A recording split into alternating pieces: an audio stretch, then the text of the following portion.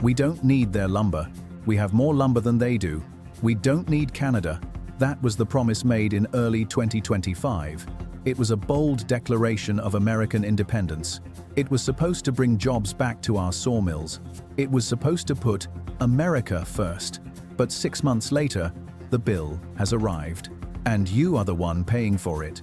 According to the National Association of Home Builders, the cost of a typical new single-family home has just jumped by nearly $11,000.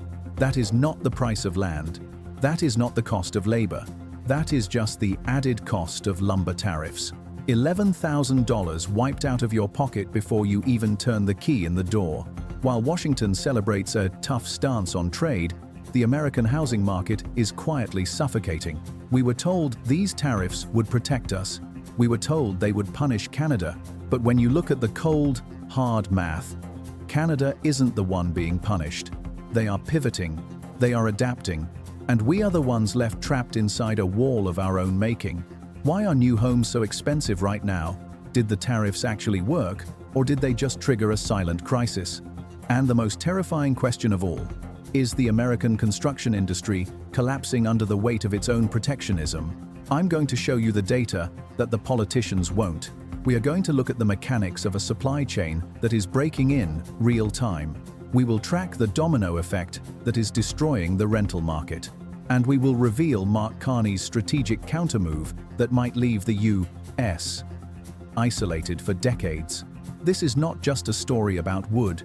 This is a story about how an economic superpower can accidentally price its own citizens out of the American dream.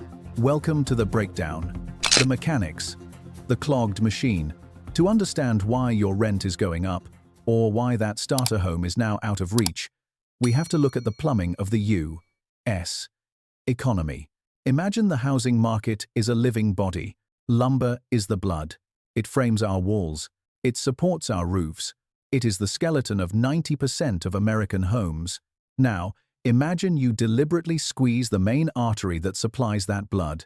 That is exactly what a 35% to 45% tariff does. Here is the reality that slogans can't hide. The United States consumes about 50 billion board feet of lumber every year. We build a lot, we renovate a lot, but our domestic mills? They can only produce about 35 billion board feet. Do the math. We are short by roughly 15 billion board feet every single year. That is a massive gap. Historically, we filled that gap with wood from our northern neighbor. Canada supplies nearly 1/3 of the lumber we use. The argument for tariffs was simple. If we tax Canadian wood, American mills will expand to fill the gap. It sounds logical on paper, but in the real world of 2025, it is a fantasy. You cannot just snap your fingers and open a sawmill. It takes years to build new facilities. It takes millions of dollars in capital investment. And most importantly, it takes workers. The U.S. timber industry is facing a chronic labor shortage. Young Americans are not lining up to work in logging towns in the Pacific Northwest or the Deep South. Our existing mills are already running near capacity. They are aging. They are expensive to operate. So when we slapped a 45% tax on Canadian lumber in October 2025, American mills didn't flood the market with cheap wood. They did what any business would do in a protected market. They raised their prices. Why wouldn't they? If their main competitor Canada is forced to sell at a premium because of the tax, American producers can raise their prices to match it. They pocket the difference as profit. The government collects the tariff revenue, but who pays for it all? You do. The builder pays it first. Then the builder passes it to the homebuyer. And if the homebuyer can't afford it, the project dies. We created a blockage in the supply chain. We thought we were hurting Canada, but we actually just cut off our own blood supply. And now, the patient, the U.S. housing market, is going into cardiac arrest. The domino effect.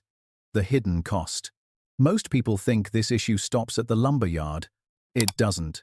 This is where the domino effect begins.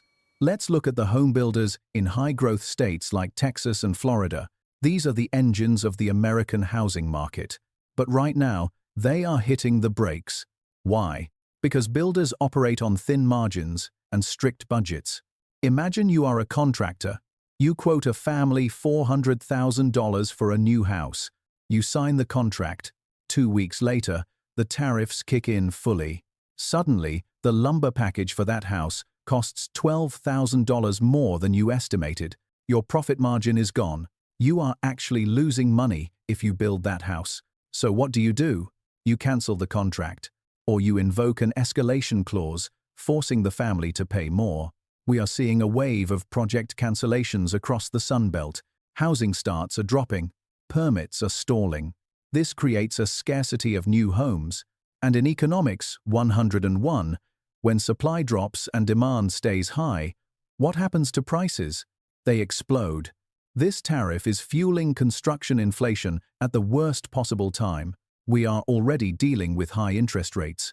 Adding an artificial tax on materials is like throwing gasoline on a fire.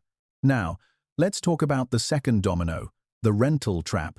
This is the part that hits the 55-plus demographic and their children the hardest. When young families are priced out of buying a home because of that extra $10,900 price tag, they don't just disappear. They enter the rental market. They stay in their apartments longer. This floods the rental market with demand. And landlords respond by raising rents. So even if you are not buying a house, you are paying for this tariff. Your children are paying for this tariff in higher rent. Your grandchildren are stuck living in your basement because they can't afford to move out. This policy has created a cycle of inflation that is eating away at the disposable income of the entire middle class. It is a tax on mobility. It is a tax on family formation. And finally, the third domino, the labor market. When construction sites shut down because materials are too expensive, workers don't get paid. Framers, electricians, plumbers, roofers. If the house isn't framed because the wood is too expensive, the electrician has no walls to wire. The plumber has no pipes to lay. We are risking a recession in the trades sector, all to protect a handful of sawmill owners who can't even meet our demand. Is the U.S. construction industry collapsing? It is certainly contracting, and it is doing so by design. Part 4. The Pivot.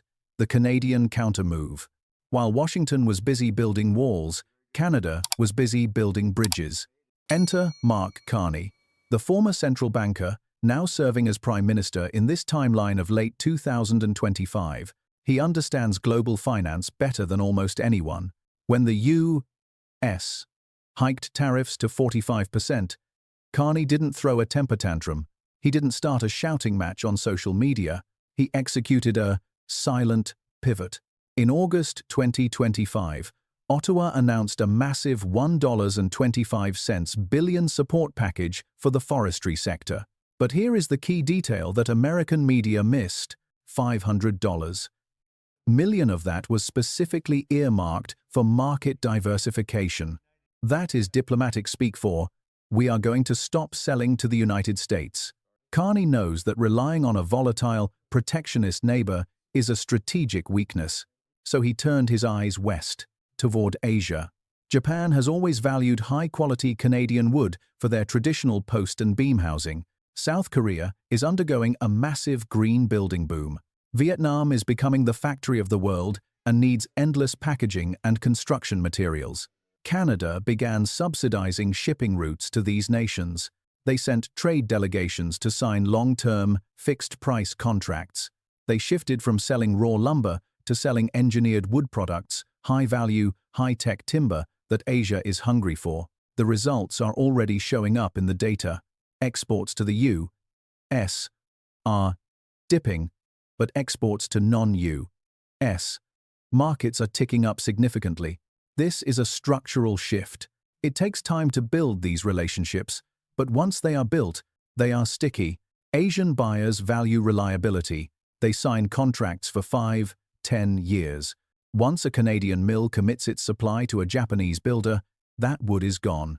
It is not coming back to Chicago. It is not coming back to Dallas. This is the danger that American policymakers ignored. They assumed Canada had no choice. They assumed Canada would always come crawling back, begging us to buy their wood at any price. They were wrong. We pushed them away. And now, they are finding new partners who treat them with respect. We are losing our status as the customer of choice.